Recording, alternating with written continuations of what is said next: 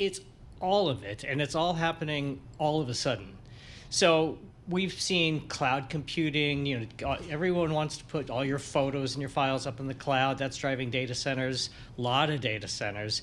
And then all of a sudden, the same big tech companies are starting to do AI, and that's an enormous use of power. So we've got data centers and then AI data centers, and then we've got the push to electrify everything. We want to use electric heating in your house instead of gas. We want to use electricity for your cars instead of gasoline. We've got factories that are trying to use electricity for industrial heat instead of gas or coal. So it's just coming from every direction. But the crazy thing is, we didn't really see this coming until about a year ago.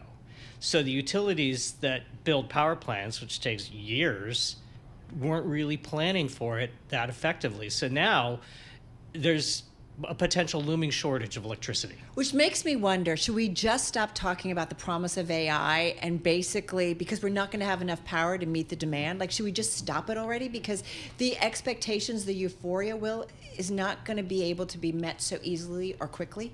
You know what? Because of the power demands? I'm not so worried about running out of power, like you turn on the light switch and there's no electricity for the lights. What I'm worried about is people not working for clean energy. So we're going to see electricity from anywhere they can get it. We got people building more gas plants than we've seen in a long time. We got people that promised to shut down coal plants. Now they're going, let's keep those open a little longer. Yeah. Josh wrote about the gas plants a lot. Well, tell us about that, Josh. Right. So there's a concept I wanted to bring up because I want to get listeners familiar with it, and it's base load power.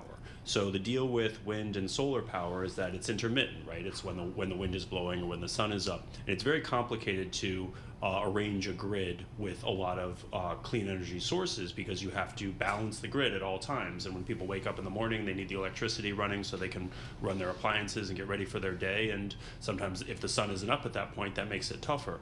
What gas is really good at, a big gas power plant, is that it's base load power. It just produces pretty close to the same amount of power all the time.